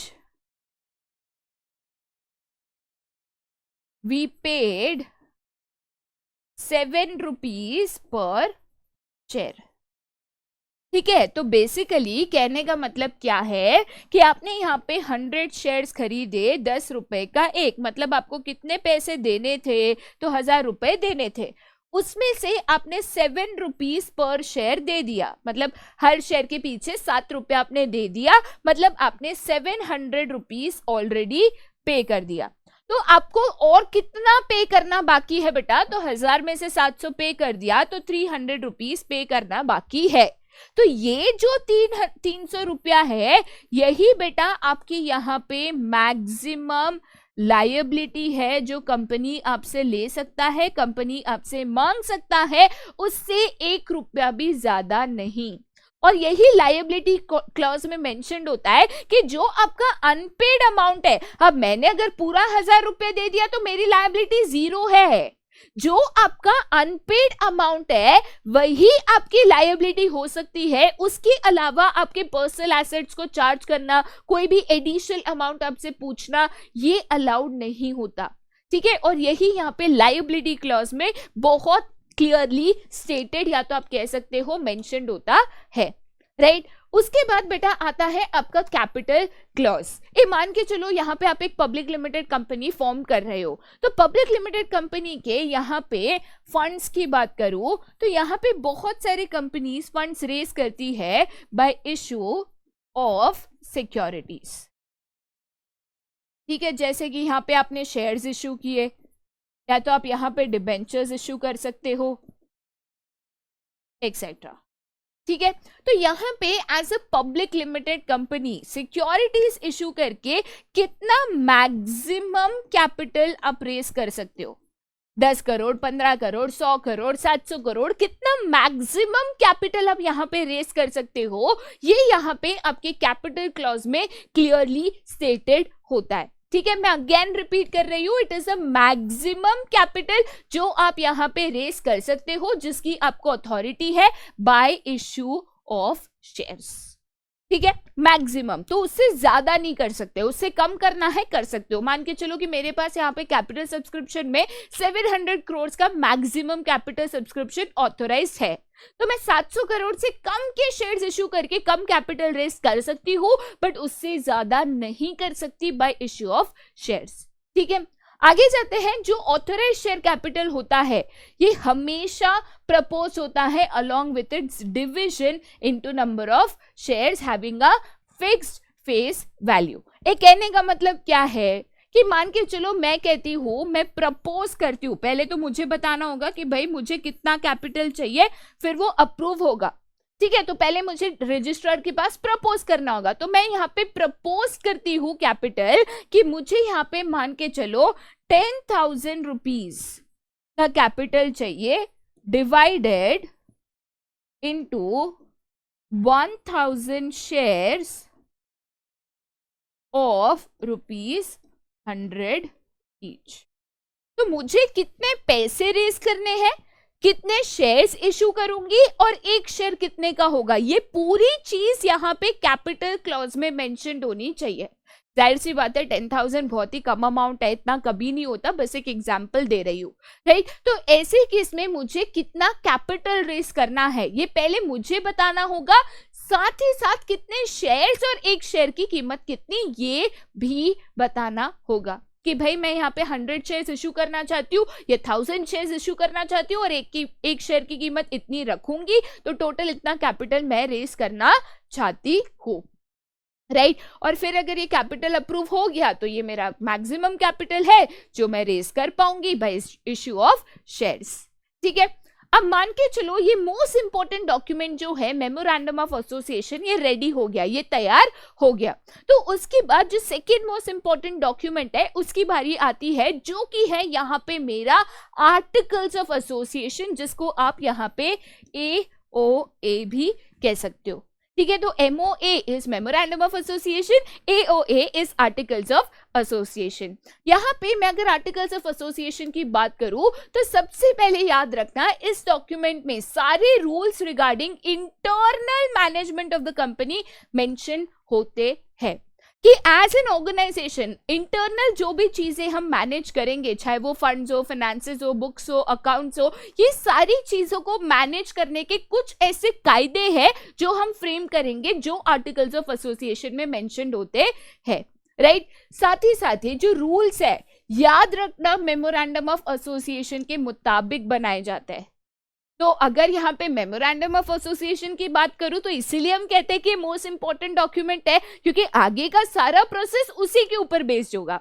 तो कंपनी जो एक्टिविटी करेगी वो भी मेमोरेंडम ऑफ एसोसिएशन के मुताबिक होगा, आर्टिकल्स में भी जो कायदे होंगे वो मेमोरेंडम के मुताबिक होगा, वो उसके अगेंस्ट नहीं हो सकता है। मेमोरेंडम ऑफ एसोसिएशन एक कह रहा है, आर्टिकल्स ऑफ एसोसिएशन उसके खिलाफ कह रहा है, ऐसा नहीं हो सकता है। तो याद रखना आर्टिकल्स ऑफ एसोसिएशन में जो भी रूल्स मेंशन्ड है वो मेमोरेंडम के साथ होना चाहिए, उसकी अगेंस्ट या तो कॉन्ट्राडिक्ट में यहाँ पे कुछ भी आर्टिकल्स ऑफ एसोसिएशन में मेंशन नहीं होना चाहिए। ठीक है, जैसे मेमोरेंडम ऑफ एसोसिएशन का डेफिनेशन यहाँ पे कंपनीज एक्ट 2013 में गिवन था, सिमिलरली यहाँ पे आर्टिकल्स ऑफ एसोसिएशन का भी डेफिनेशन कंपनीज एक्ट ऑफ 2013 में गिवन है, बट ये सेक्शन 2 सब सेक्शन 5 में यहाँ पे गिवन है। ठीक है, section 2 subsection 5 of the companies act 2013 articles of association को क्या कहता है? सबसे पहली चीज उनका कहना है कि भाई आर्टिकल्स बोले तो आर्टिकल्स ऑफ एसोसिएशन, जैसे मैंने बोला ना मेमोरेंडम, तो memorandum of association same, articles बोले तो आर्टिकल्स ऑफ एसोसिएशन बेसिकली एक ऐसा डॉक्यूमेंट है जो कंपनी शुरुआत के टाइम, ओरिजिनली जब वो शुरुआत होती है कंपनी की, तब ये कंपनी बनाती है। ठीक है, बट जैसे मेमोरेंडम ऑफ एसोसिएशन में मैंने आपको बताया कि जैसे कंपनी ऑपरेट करती है, जैसे सालों साल कंपनी चलती है, टाइम के मुताबिक हो सकता है कि इस डॉक्यूमेंट में कुछ चेंजेस के रिक्वायरमेंट हो, वैसे ही आर्टिकल्स ऑफ एसोसिएशन में हो सकता है कि कुछ कायदे, कुछ रूल्स, कुछ रेगुलेशंस यहाँ पे चेंज करने की जरूरत हो या तो मॉडिफाई करने की जरूरत हो। तो ओरिजिनली हम उसको बनाते हैं और टाइम टू टाइम अगर उसको चेंज करने की, ऑल्टर करने की जरूरत पड़े तो भी हम कर सकते हैं, but again same condition apply कायदे के मुताबिक। ठीक है, तो कंपनीज लॉ और एक्ट में ये चेंजेस या मॉडिफिकेशंस या ऑल्टरेशंस को लेकर भी कुछ ऐसे रूल्स है, कायदे है जो मेंशन्ड है, उसको फॉलो करते हुए ही इनमें मॉडिफिकेशंस या ऑल्टरेशंस आपको हमेशा करने होते हैं। ठीक है, चलिए आगे जाते हैं। अब आर्टिकल्स ऑफ अ कंपनी की बात करें, हमेशा याद रखना अगेन इसका प्रोफॉर्मा शेड्यूल 1 में गिवन है। ठीक है, तो ABCDE उसमें यहाँ पे मेमोरेंडम ऑफ एसोसिएशन का प्रोफॉर्मा था, राइट? उसके कंटिन्यूएशन में FGHIJ इसमें आपको यहाँ पे आर्टिकल्स ऑफ एसोसिएशन का प्रोफॉर्मा मिलेगा।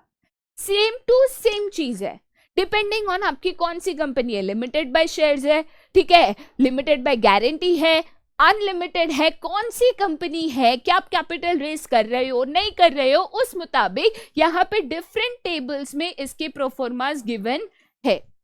डिफरेंस यहाँ पे क्या आता है बेटा, तो थोड़ा गौर से देखिएगा। डिफरेंस यहाँ पे ये आता है कि कंपनीज के पास यहाँ पे फ्रीडम है कि अगर वो इन प्रोफॉर्मा को ना फॉलो करना चाहे और अगर वो चाहते हैं कि वो खुद अपने आर्टिकल्स ऑफ एसोसिएशन बनाए तो कंपनी बना सकती है। ठीक है, तो कंपनी ऐसे आर्टिकल्स ऑफ एसोसिएशन खुद का भी बना सकती है और उसको फॉलो कर सकती है, जो मेमोरेंडम ऑफ एसोसिएशन में नहीं था। तो शेड्यूल 1 में दोनों के प्रोफॉर्मास गिवन है, फॉर्मेट गिवन है।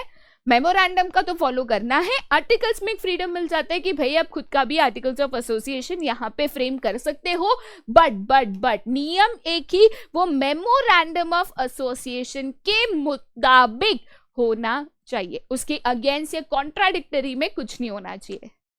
ठीक है, चलिए अब 2 मोस्ट इंपॉर्टेंट डॉक्यूमेंट्स आपके तैयार हो गए, बट अगर आपको याद होगा हमने यहाँ पे क्लियरली आपको बताया था कि मेमोरेंडम ऑफ एसोसिएशन में जो व्यक्ति साइन करते हैं, अब यहाँ पे मैंने आपको क्या बताया था कि मेमोरेंडम ऑफ एसोसिएशन जब हम बनाते हैं तो इन केस ऑफ पब्लिक कंपनी, ठीक है, इन केस ऑफ पब्लिक कंपनी यहाँ पे 7 लोगों के सिग्नेचर्स चाहिए, राइट? एंड वैसे ही in case of private company यहाँ पे बेटा कितने लोगों के सिग्नेचर्स चाहिए, तो 2 लोगों के, राइट? और यही जो लोग हैं जो यहाँ पे मेमोरेंडम ऑफ एसोसिएशन पे साइन करते हैं, जनरली यही लोग first directors of the company भी बन जाते हैं। बट अगर आप इन लोगों को कंपनी का डायरेक्टर बनाना चाहते हो तो ऐसे केस में इनका एक रिटर्न कंसेंट होना जरूरी है।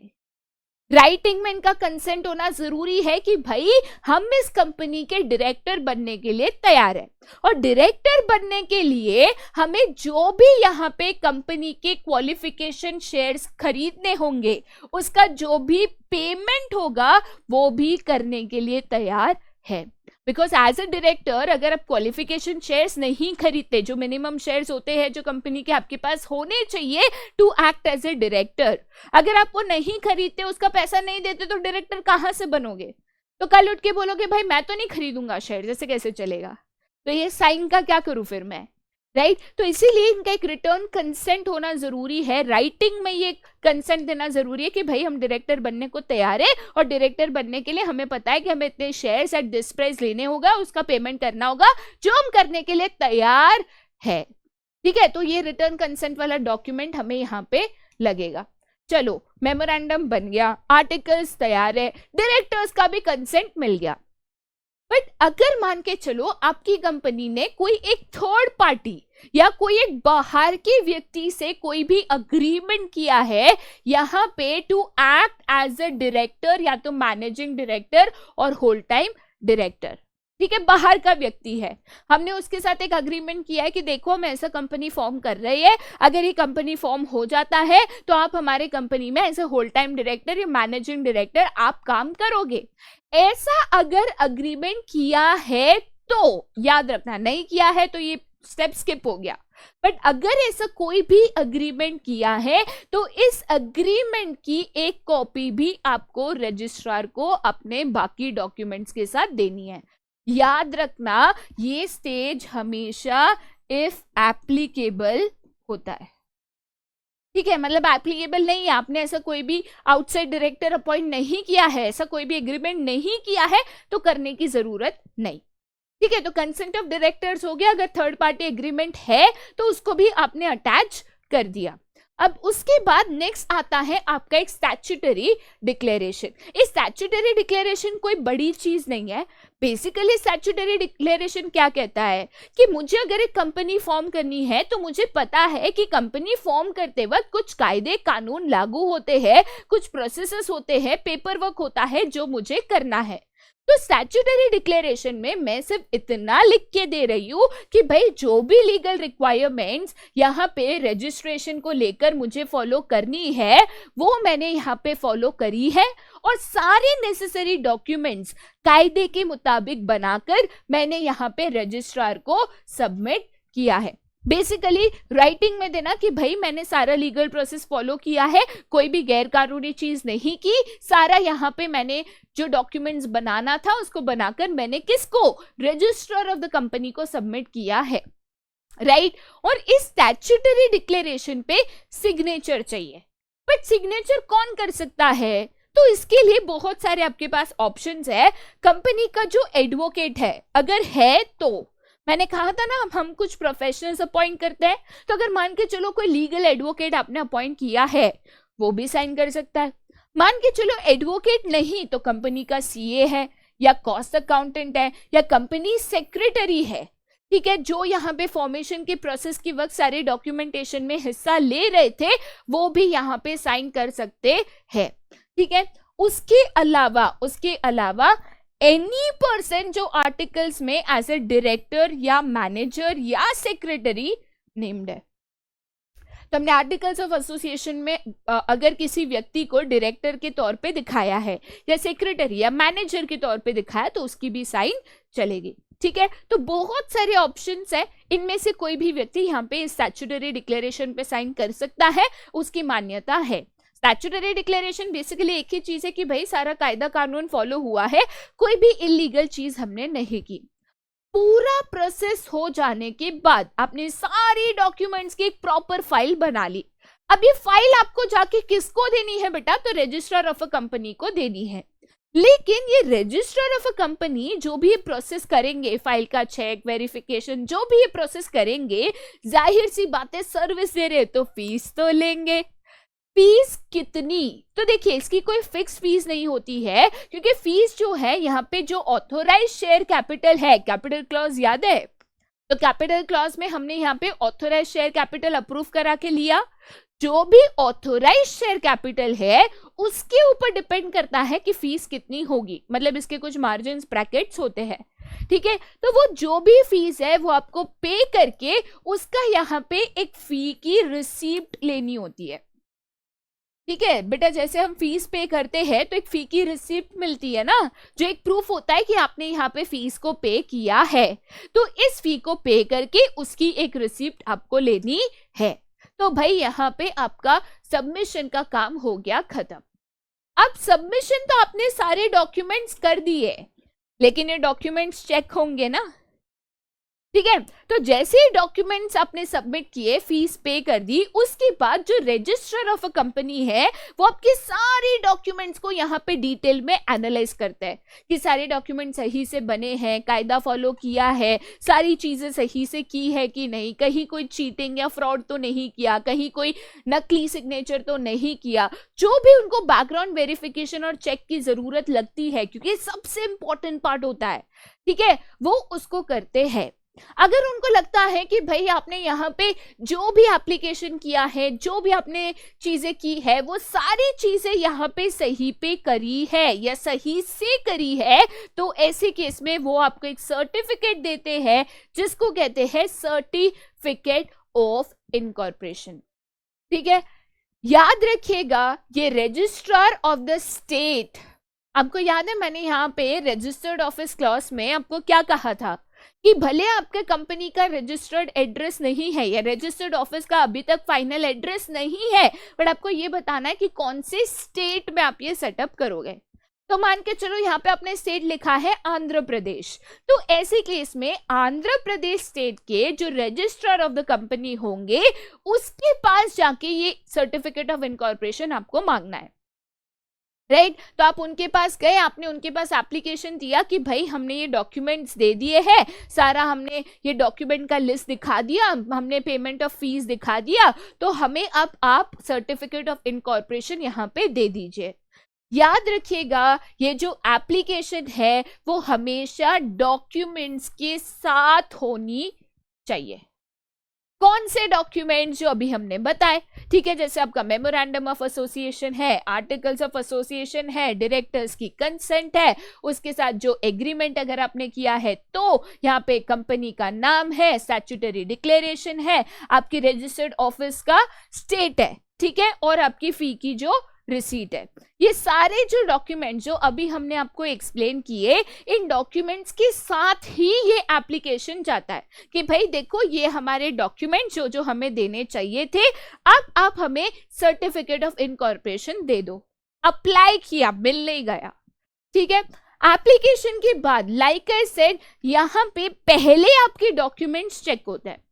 तो रजिस्ट्रार को लगता है कि भाई आपने सारी फॉर्मेलिटी सही से करी है, सारे डॉक्यूमेंट्स आपने सही से बनाए हैं, तब जाके वो आपको सर्टिफिकेट ऑफ इनकॉर्पोरेशन इश्यू करता है। इस सर्टिफिकेट को याद रखिएगा birth certificate of a company भी कहा जाता है, क्योंकि जिस डेट पे आपको सर्टिफिकेट ऑफ इनकॉर्पोरेशन मिलता है उस डेट को birth day of a company माना जाता है। अब ऐसे केस में मान के चलिए कि सर्टिफिकेट बनाया गया 4 दिसंबर 2022, ये डेट सर्टिफिकेट पे मेंशन्ड है। हो सकता है कि आप तक पहुंचते पहुंचते 2 दिन हो गए, कि आप 2 दिन बाद लेने गए या कुरियर से आया, जो भी है, ठीक है, बट बर्थ डे कौन सा? 4 दिसंबर, जो डेट सर्टिफिकेट पे मेंशन्ड है उस दिन इस कंपनी का लीगली जन्म होता है। तो certificate of incorporation is also known as the birth certificate of a company. 1 नवंबर 2000 से एक कायदा बनाया गया था कि सर्टिफिकेट ऑफ इनकॉर्पोरेशन के साथ साथ रजिस्ट्रार ऑफ अ कंपनी को एक CIN that is corporate identity number भी उस कंपनी को अलॉट करना होता है। बेसिकली ये एक अगेन यूनिक आइडेंटिफिकेशन कोड है, राइट, जो हर एक कंपनी को डिफरेंट कोड दिया जाता है, बेसिकली उनका बर्थ सर्टिफिकेट नंबर हो जाता है, ठीक है। तो बर्थ सर्टिफिकेट के साथ साथ, मतलब सर्टिफिकेट ऑफ इनकॉर्पोरेशन के साथ साथ रजिस्ट्रार आपको एक CIN नंबर भी देंगे, और जिस डेट पे ये सर्टिफिकेट ऑफ इनकॉर्पोरेशन बनता है, जो डेट यहाँ पे सर्टिफिकेट पे मेंशन्ड होती है, याद रखिएगा that is the actual birth day of the company, ठीक है। अब याद रखना सबसे इंपॉर्टेंट चीज, अगर मुझे ये सर्टिफिकेट ऑफ इनकॉर्पोरेशन मिल गया, I am legally allowed to start my business. मेरी बिजनेस एक legal entity with a perpetual succession उस दिन पे बन गई है। तो अब इस बिजनेस को सिर्फ एक ही चीज बंद कर सकता है, जो प्रोसेस हम फॉलो करते हैं, जिसको कहते हैं the process of winding up of the company. तो एक बार सर्टिफिकेट ऑफ इनकॉर्पोरेशन मिल गया, मतलब कंपनी फॉर्म हो चुकी है, और अगर इस कंपनी को अभी खत्म करना है, बंद करना है, तो प्रोसेस फॉलो होता है जिसको कहते हैं the process of winding up of the company. ठीक है, अब सवाल ये है कि मान के चलो कि मेरी ये जो सर्टिफिकेट ऑफ इनकॉर्पोरेशन मेरे को मिला, उसके बाद पता चला कि भाई यहाँ पे कंपनी ने रजिस्ट्रेशन के वक्त कोई मिस्टेक करी है, कोई डायरेक्टर का फर्जी सिग्नेचर है, ठीक है, या तो एक डॉक्यूमेंट नकली सबमिट किया है, कोई भी ऐसा फ्रॉड किया है, तो क्या कुछ नहीं कर सकते। एक ही चीज है, winding up of a company करो। इसीलिए इसको मोस्ट इंपॉर्टेंट स्टेज माना जाता है, और इसीलिए रजिस्ट्रार्स के लिए क्लियर इंस्ट्रक्शन होता है कि कोई भी सर्टिफिकेट ऑफ इनकॉर्पोरेशन इश्यू करने के पहले thorough analysis of the documents करना नेसेसरी है। क्योंकि एक बार ये सर्टिफिकेट मिल गया, मतलब कंपनी के पास एक लीगल आइडेंटिटी आ गई, जिसके बाद वो कॉन्ट्रैक्ट में एंटर कर सकते हैं, वो डॉक्यूमेंट साइन कर सकते हैं, वो यहाँ पे एक तरीके से सर्टिफिकेट ऑफ इनकॉर्पोरेशन के बाद लीगली बिजनेस स्टार्ट करने के लिए एंटाइटल्ड हो जाता है। फिर पता चलता है सर्टिफिकेट देने के बाद कि कुछ तो गड़बड़ थी प्रोसेस में, आप कुछ नहीं कर पाओगे। ठीक है, और वही यहाँ पे इफेक्ट में मेंशन होता है कि याद रखना कि डेफिशिएंसी अगर कुछ भी थी फॉर्मेलिटी में, बट अगर सर्टिफिकेट ऑफ इनकॉर्पोरेशन इश्यू हो गया है, कंपनी भाई शुरू हो चुकी है। ठीक है, तो ऐसे केस में अगर इलीगल काम भी किया है तो आपके पास कोई ऑप्शन नहीं है, बस एक ही है, that is winding up of a company. और इसीलिए भाई रजिस्ट्रार को पहले ही बोल देते हैं कि सर्टिफिकेट देने के पहले ना ध्यान रखना, बाद में कुछ कर नहीं पाओगे। ठीक है, एंड ये सर्टिफिकेट मिलने के बाद कोई भी, सबसे इंपॉर्टेंट पॉइंट है, कोई भी प्राइवेट लिमिटेड कंपनी जो है वो अपने बिजनेस ऑपरेशंस की शुरुआत कर सकती है। ठीक है, बट यहाँ पे अगर मैं पब्लिक लिमिटेड कंपनी की बात करूं, अब चलो प्राइवेट लिमिटेड कंपनी है, उसने तो बिजनेस की शुरुआत कर दी, जो भी फंड्स चाहिए वो इकट्ठा कर लिए, फ्रेंड्स फैमिली रिलेटिव से ले लिए, चलो बिजनेस की शुरुआत हो गई। बट अगर पब्लिक लिमिटेड कंपनी है तो इन दैट केस आपको लास्ट स्टेज फॉलो करना होता है, जिसको हम कहते हैं द कैपिटल सब्सक्रिप्शन स्टेज। ठीक है, तो अगर पब्लिक लिमिटेड कंपनी की बात करें तो yes, as a public limited company आप यहाँ पे फंड्स रेज कर सकते हो, जो हमने कैपिटल क्लॉज में मेंशन किया था कि भाई हमें इतना जो फंड्स है वो रेज करना है, और उसको हमने अप्रूव करके लिया था। ये फंड्स अब डिफरेंट सिक्योरिटीज जैसे शेयर्स, डिबेंचर्स एक्सेट्रा, इसको इश्यू करके आप फंड्स को रेज कर सकते हो, जो हमने यहाँ पे अप्रूव करके लिया है। ऑथोराइज कैपिटल उतना ही रेज कर सकते हो, उससे ज्यादा नहीं। ठीक है, उसके अलावा अगर हम यहाँ पे फंड्स रेज करने की बात करें तो ध्यान रखना, अगर आप वाया शेयर्स, ठीक है, अगर आप वाया शेयर्स फंड्स रेज करना चाहते हो तो ऐसे केस में आपको एक प्रोस्पेक्टस पब्लिक को इश्यू करना होगा। Prospectus is just like a formal invitation, इसको हम इनवाइटिंग द पब्लिक कहते हैं कि भाई हमारी कंपनी यहाँ पे शेयर्स इशू कर रही है, तो आप इन शेयर्स को परचेस करके हमारे कंपनी में कैपिटल कंट्रीब्यूट कर सकते हो। ठीक है, प्रोस्पेक्टस के साथ बहुत डिफरेंट ऐसी फॉर्मेलिटीज होती है जो यहाँ पे आपको करनी होती है, राइट। तो मान के चलिए हमने प्रोस्पेक्टस यहाँ पे बना लिया, चलो प्रोस्पेक्टस हमने बनाया और कह दिया कि चलो हमने पब्लिक को एक इन्विटेशन दे दिया कि हम ऐसे शेयर्स को इशू कर रहे हैं, तो आप ये शेयर्स को परचेस करके हमारे कंपनी में कैपिटल कंट्रीब्यूट कर सकते हो। ठीक है, अब जाते हैं आगे। अब जब मैं कैपिटल सब्सक्रिप्शन की बात करूं तो मुझे अगर शेयर्स भी इशू करने हैं तो उसके कुछ स्टेप्स होते हैं जो फॉलो करना है। ऐसे ही जाके सबको ऐसे जाहिर आमंत्रण दे दिया, शेयर्स बेच दिया, पैसे ले लिए, ऐसे नहीं होता है। इसमें पब्लिक का फंड्स इन्वॉल्व होता है एंड जनरली ये जो शेयर्स हम इशू करते हैं उससे वेरी लार्ज अमाउंट में हम कैपिटल कलेक्ट कर रहे हैं और इसीलिए इसमें कुछ कायदे फॉलो करने होते हैं। देखिए ये जो स्टॉक एक्सचेंज है ना, या बेसिकली ये जो कैपिटल मार्केट है, इसको एक अथॉरिटी है, एक इंडिविजुअल ऑटोनोमस बॉडी है जो इसको कंट्रोल करती है, जो इसके कायदे कानून रूल्स रेगुलेशंस फॉर्मुलेट करना। जैसे बैंकिंग सेक्टर के लिए आरबीआई है ना, वैसे ही ये कैपिटल मार्केट के लिए कौन है, तो ये है आपकी SEBI, right. SEBI is securities and exchange board of India. तो securities and exchange board of India जो है, सेबी जो है, सबसे पहले हमें उनका अप्रूवल लेना जरूरी है कि भाई हम यहाँ पे पब्लिक से पैसा रेस करना चाहते हैं तो हमें आपका अप्रूवल चाहिए। अब सेबी का कायदा क्या कहता है कि अगर आप पब्लिक से पैसा रेस करना चाहते हो तो सबसे पहली चीज कि पब्लिक के पास पूरी रेलेवेंट इंफॉर्मेशन होनी चाहिए। अरे वो आपकी कंपनी में इन्वेस्ट कर रही है तो कंपनी रिलेटेड सारी इंफॉर्मेशन जो उनको पता होनी चाहिए आपको वो उनको देनी है। कोई इंपॉर्टेंट बात छुपाना, कोई चीजें हिडन रखना ये अलाउड नहीं है, ठीक है। तो कंपनी के जो भी फाइनेंशियल स्टेटमेंट्स होते हैं, फाइनेंशियल पोजीशन होती है, ये सारा आपको डिक्लेयर करना होता है, सारी रेलेवेंट इंफॉर्मेशन आपको डिस्क्लोज करनी होती है, तभी जाके सेबी आपको ये परमिशन देती है, अप्रूवल देती है। अब चलो सेबी ने यहाँ पे थम्स अप कर दिया, एक नोट दे दिया कि चलो लेट्स प्रोसीड, तो ठीक है, अब मुझे सेबी का अप्रूवल मिल गया, अब इन्विटेशन की तैयारी करनी है, ठीक है। और इसीलिए सेकेंड स्टेप क्या आता है, तो यहाँ पे फाइलिंग ऑफ प्रोस्पेक्टस। तो देखिए यहाँ पे दो कंसेप्ट मेंशन्ड होते हैं जिसमें बच्चे कंफ्यूज हो जाते हैं। एक हमेशा होता है प्रोस्पेक्टस और दूसरा होता है statement in lieu of prospectus. बताती हूँ दोनों में से कौन सा कब बनाना है। तो मान के चलिए यहाँ पे कोई भी कंपनी पब्लिक से पैसा रेस करना चाहती है, पब्लिक को शेयर्स इशू करके, डिबेंचर्स इशू करके पब्लिक से पैसा रेस करना चाहती है। तो अगर आप पब्लिक को इनवाइट कर रहे हो to subscribe to the shares, तो ऐसे केस में आपको एक प्रोस्पेक्टस यहाँ पे इशू करना होता है। प्रोस्पेक्टस एक तरीके से इनविटेशन टू द पब्लिक होता है आपके शेयर्स के सब्सक्रिप्शन के लिए।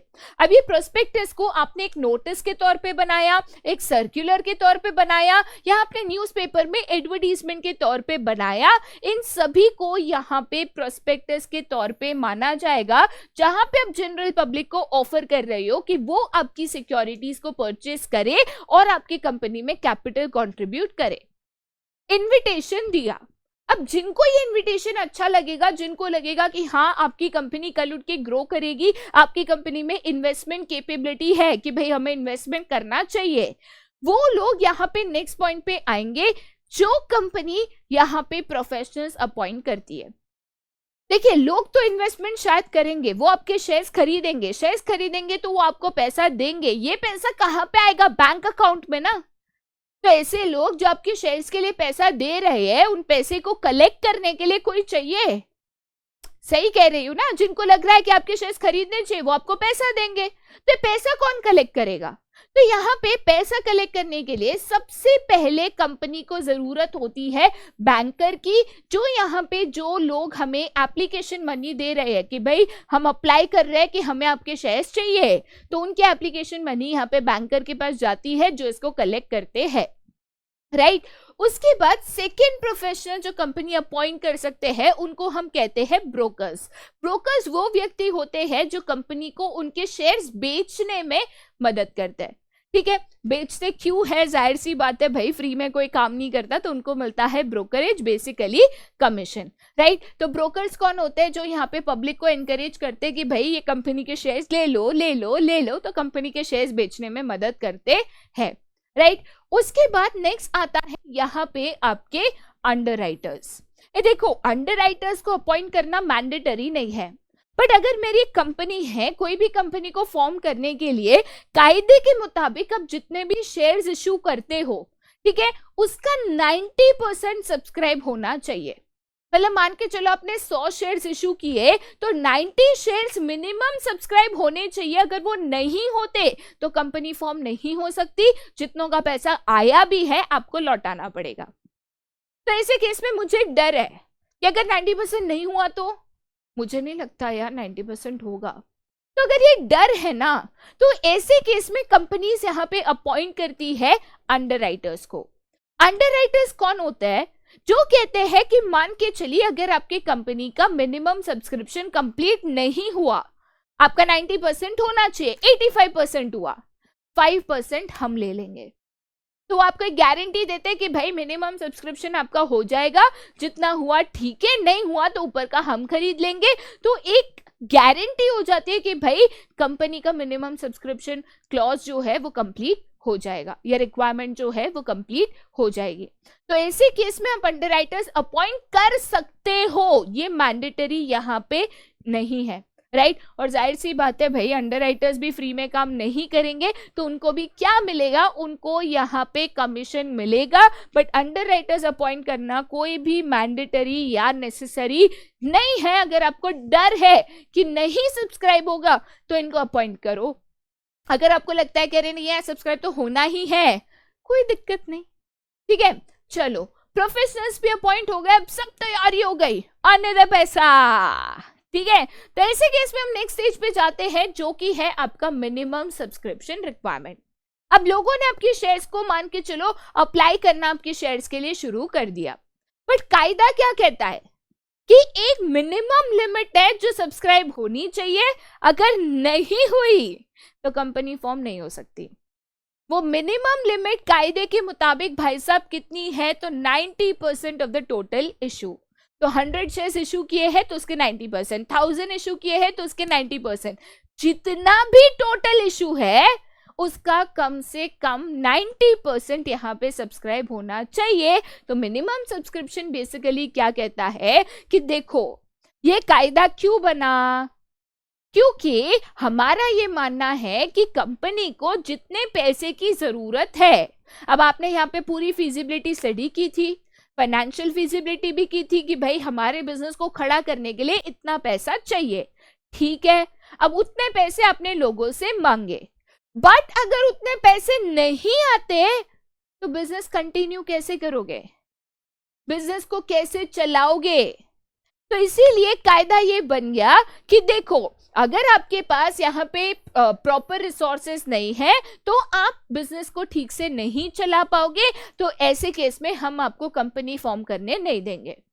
जितनों के भी एप्लीकेशन पैसा आ चुका था भाई, आपको उनका भी यहाँ पे पैसा जो है वो उनका भी आपको लौटाना है। याद रखना कि यहाँ पे अगर 90% ऑफ द इशू साइज नहीं होता तो भाई अलॉटमेंट नहीं हो सकता, और जितने का पैसा आया भी है उनका पैसा भी आपको रिटर्न करना होगा, ठीक है। याद रखना, तो ये 90% वाला क्लॉज ना थोड़ा खतरनाक है, तो इसलिए अंडरराइटर वाला ऑप्शन है कि भाई अगर आपको डर है तो अंडरराइटर्स रखो, ठीक है। चलो अब यहाँ पे ये पार्ट आपका हो गया, आपका 90% यहाँ पे मान के चलिए एप्लीकेशन हो गया। चलो ये एक yippee वाला स्टेज हो गया, हाश, ठीक है। अब आते हैं नेक्स्ट पे, that is application to the stock exchange. अब मैंने तो शेयर्स इशू कर दिए, बट हर एक शेयर्स की लिक्विडिटी होती है। आज आपने एक कंपनी का शेयर्स खरीदा, मान के चलो कि 1 महीने बाद आपको शेयर्स को किसी और को बेचना है, तो कोई तो स्टॉक एक्सचेंज पे वो लिस्टेड होना चाहिए ना, वरना बेचोगे कहाँ पे। तो हर एक कंपनी के लिए मैंडेटरी होता है कि वो मिनिमम एटलीस्ट, ये मिनिमम है, मतलब 1 से ज्यादा हो सकता है, 1 से कम अभी 0 तो नहीं हो सकता है, ठीक है। तो मिनिमम कम से कम एक स्टॉक एक्सचेंज में यहाँ पे आपको अपने आप को लिस्ट करना है, परमिशन चाहिए जहां पे आप अपने शेयर्स और डिबेंचर्स को सेल कर सको, उसमें डील कर सको, ठीक है। तो आपके शेयर्स और डिबेंचर्स को सेल करने के लिए मिनिमम एक स्टॉक एक्सचेंज में आपकी परमिशन चाहिए।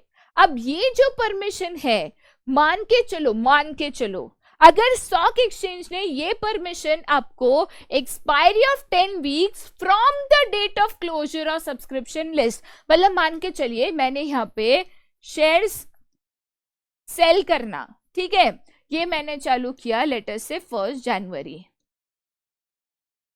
ठीक है। यहाँ पे मैंने ये सब्सक्रिप्शन क्लोज कर दिया 30 जनवरी को, मतलब मेरे सारे जो शेयर्स है सब्सक्राइब हो गए, शेयर्स खत्म हो गए, सारे से सब्सक्राइब हो गए, 30 डेज हो गए, ठीक है। तो यहाँ पे शेयर्स की सब्सक्रिप्शन मैंने 30 जनवरी को क्लोज की। 30 जनवरी से 10 वीक्स का टाइम मुझे दिया जाएगा, जहां पे मुझे स्टॉक एक्सचेंज की परमिशन चाहिए। 10 हफ्ते मिलेंगे। कितने हफ्ते? 10 हफ्ते। तो करीबन आप कह सकते हो 2.5 महीने, ठीक है, 2.5 मंथ। ये 10 हफ्ते के अंदर मुझे ये स्टॉक एक्सचेंज की परमिशन चाहिए। परमिशन नहीं मिली, अगर आपको ये परमिशन भाई साहब नहीं मिली तो सारा अलॉटमेंट वॉइड, कैंसल माना जाएगा। और जितने के भी एप्लीकेशन आए थे ना 30 जनवरी तक, जितने भी लोगों ने एप्लीकेशन किए थे ना, उनका पूरा पैसा 8 दिन के अंदर लौटाना होगा। तो 10 हफ्ते के अंदर कैसे भी करके भाई ये स्टॉक एक्सचेंज की परमिशन चाहिए। अगर नहीं मिली तो 8 दिन के अंदर पूरा पैसा आपको लौटाने की जिम्मेदारी है। चलो, परमिशन मिल गई, तो अब सही से हुआ। अब हम शुरू करेंगे अलॉटमेंट ऑफ शेयर्स। सबसे पहला कायदा क्या कहता है? लोगों ने आपके शेयर्स के लिए अप्लाई किया, अप्लाई के साथ उन्होंने आपको एप्लीकेशन मनी दिया। जब तक आप उनके शेयर्स उनको नहीं दे देते, अभी तक तो उन्होंने अप्लाई किया बेटा, आपने उनको उनके शेयर्स नहीं दिए हैं, जब तक आप उनको उनके शेयर्स नहीं दे देते, मतलब शेयर्स की अलॉटमेंट नहीं हो जाती, तब तक कायदा ये कहता है कि सारा जो एप्लीकेशन मनी आया था वो कंपनी यहाँ पे यूज नहीं कर सकती और उसको एक सेपरेट बैंक अकाउंट में मेंटेन करना है। पैसा नहीं, पैसा आ गया आपके पास, चलो कंपनी में लगाना शुरू किया, नहीं। जब तक आप शेयर्स अलॉट नहीं करते उसमें से 1 रुपया भी आप यूज नहीं कर सकते, ये एक सेपरेट अकाउंट में पड़ा रहेगा। पहले आपको उनके शेयर्स देने हैं उनको, उसके बाद उस पैसे को आप कंपनी में लेके यूज कर सकते हो, तब तक नहीं। तब तक वो एक अलग खाते में वो पैसा वहां पे मेंटेन्ड होगा, क्योंकि प्रोसेस के दौरान कुछ भी हो गया तो पैसा लौटाना है ना। फिर आप बोलोगे भाई साहब मैंने तो खर्च कर दिया, तो वो नहीं चलेगा, ठीक है। तो यहाँ पे ये पैसा आपको एक अलग अकाउंट में मेंटेन करना है, कंपनी उसको यूज नहीं कर सकती। अब मान के चलो जो शेयर्स अलॉटेड है वो less than the number applied है। देखिए काफी बार क्या होता है, ओवर सब्सक्रिप्शन हो जाता है, ठीक है। ओवर सब्सक्रिप्शन मतलब क्या कि मेरे पास 100 शेयर्स है बट एप्लीकेशन आ गई 200 शेयर्स की, तो मेरे पास तो 100 है, आप 200 मांगोगे तो कहां से दूंगी। तो ऐसे केस में कायदा क्या है कि आपने अगर मान के चलिए सामने वाले व्यक्ति ने आपको 10 शेयर के पैसे दिए, आप उसको 5 दे पा रहे हो, तो बाकी 5 शेयर का पैसा आप ले सकते हो क्या? अरे 10 का पैसा दिया आपने, उसको 5 शेयर दिए, तो 10 का पैसा तो नहीं ले सकते ना। तो ऐसे केस में 2 ऑप्शन है, 5 शेयर जो आपने अलॉट नहीं किए उसके पैसे लौटा दो, या तो एग्जिस्टिंग शेयर्स में एडजस्ट करो। जैसे जैसे फॉर एग्जांपल मान के चलिए यहां पे पर शेयर मैंने प्राइस रखा था 10 रुपीज, ठीक है। एप्लीकेशन में मुझे 2 रुपीज पर शेयर आया फॉर 10 शेयर्स, मतलब 20 रुपीज, ठीक है। बट मैंने उसको यहां पे अलॉटमेंट कितना किया, लेट अस से 5 शेयर्स, ठीक है। तो 5 शेयर्स के मुताबिक यहां पे 50 रुपए मुझे मिलने हैं। तो एक कायदा क्या कहता है कि भाई 2 रुपीज पर शेयर के हिसाब से 10 रुपया रखो, 10 रुपया लौटा दो, क्योंकि आपने तो 10 ही शेयर्स दिए भाई, सॉरी 5 ही शेयर्स दिए, एप्लीकेशन आया था 10 शेयर्स के लिए या जो भी है, ठीक है। उसके अलावा दूसरा कायदा क्या कहता है कि सामने वाले व्यक्ति को आपको 50 रुपए देने थे, तो आप उसको बोलो कि भाई ये 20 रुपया मैं उसी में एडजस्ट कर लेता हूं, तो अभी आपकी लायबिलिटी कितनी, तो 30 रुपीज अभी भी आपकी लायबिलिटी बची, उसी में एडजस्टमेंट कर दो। आइदर ऑफ इट आप कर सकते हो, ठीक है। बट ऐसा नहीं है कि भाई पैसा ले लिया, शेयर्स नहीं दिए और वो पैसा भी रख लिया, वैसे नहीं कर सकते। तो या तो आपको रिटर्न करना है या तो आपको उन पैसे को एग्जिस्टिंग अमाउंट में एडजस्ट करना है। तो बच्चे पूछते हैं कि मान के चलिए मैम उन्होंने जो पैसा दिया वो सरप्लस है, सरप्लस है तो रिटर्न ही करना है, कि एडजस्टमेंट करने के बाद भी 5 रुपए बच गए तो वो तो आपको रिटर्न ही करना है। ठीक है, चलिए अब अलॉटमेंट लेटर्स जो है ये आपको सक्सेसफुली सारे अलॉटीज को देना है। ठीक है, बेसिकली जिन्होंने भी शेयर्स के लिए अप्लाई किया, आपने उनको शेयर्स अलॉट किए तो उसका एक लेटर उनके पास जाना चाहिए कि भाई हमें आपका एप्लीकेशन मनी मिला और हमने आपको इतने शेयर्स अलॉट किए हैं, वो पूरी चीजें उसमें मेंशन होती है। और उसके बाद एक रिटर्न ऑफ अलॉटमेंट करके डॉक्यूमेंट बनता है। ये return of allotment document director या तो secretary of a company sign करके रजिस्ट्रार ऑफ अ कंपनी के पास 30 डेज के अंदर फाइल करते हैं। तो बेसिकली अलॉटमेंट प्रोसेस भी बेटा 30 डेज के अंदर कंप्लीट होना चाहिए। ऐसे नहीं कि पैसा आ गया सालों साल आपने शेयर्स नहीं दिए, विद इन 30 डेज ये प्रोसेस कंप्लीट होना है। भाई जिसका पैसा आया उसको शेयर्स दो, जिसका पैसा बाकी है उसको रिफंड करो, जिसका एडजस्टमेंट करना है वो करो, अलॉटमेंट लेटर दो, फिर ये आपको फाइल करना है रजिस्ट्रार ऑफ कंपनी के पास विद इन 30 डेज, मतलब 30 डेज के अंदर ये प्रोसेस कंप्लीट होना है। ठीक है, अब एक मैंने जैसे आपको कहा था कि एक कंफ्यूजन हो जाता है कि ठीक है पब्लिक से पैसा रेज करना है, प्रोस्पेक्टस इशू किया, इन्विटेशन दिया, but statement in lieu of prospectus भाई साहब क्या होता है? तो मान के चलिए आपकी पब्लिक कंपनी तो है, बट यहाँ पे अभी तक आपने पब्लिक से कोई भी पैसा रेज नहीं किया। आप नहीं चाहते कि आप शेयर्स इशू करो, लोग सब्सक्राइब करें, पब्लिक से आप पैसा लो। उसके अलावा आपने सेकंड ऑप्शन यहाँ पे अपनाया कि जो भी आपके फ्रेंड्स, रिलेटिव्स, दोस्त, इन्वेस्टर्स पहचान के हैं, आप उनसे यहाँ पे फंड्स रेज करो।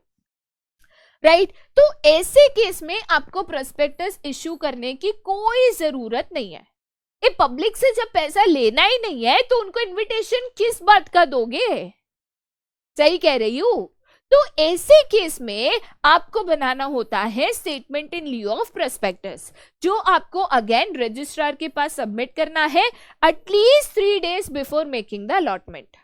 अभी फ्रेंड्स से भी पैसा लिया तो फ्रेंड्स को भी शेयर्स देना पड़ेगा ना, तो अलॉटमेंट के कम से कम 3 दिन पहले ये statement in lieu of prospectus आपको रजिस्ट्रार के पास सबमिट करना है। उससे पहले किया तो चलेगा, उसके बाद किया तो नहीं चलेगा। ठीक है, तो basically statement in lieu of prospectus की बात करूं तो कब रिक्वायर्ड होता है? जब आप अपने पर्सनल कॉन्टैक्ट से फंड्स को रेज करते हो। हाँ, बट अगर आप मान के चलो पब्लिक से रेज करते हो तो भाई प्रोस्पेक्टस मैंडेटरी है। ठीक है, तो चलिए इसी के साथ जो चैप्टर नंबर 7 है वो यहाँ पे खत्म होता है। उम्मीद करती हूँ कि ये चैप्टर आपको अच्छे से समझ में आया होगा, बट हो सकता है थोड़ी ज्यादा टेक्निकलिटी है तो फिर भी कोई डाउट रह गया हो तो भाई डाउट है तो नीचे कमेंट सेक्शन में जरूर पूछ सकते हो, क्योंकि हम आपकी कमेंट जरूर पढ़ते हैं। ठीक है, तो दोबारा भाई ऐसे सेशंस के साथ और लेक्चर के साथ जरूर मिलेंगे, बट आज के लिए यहीं पे bye bye and have a nice day.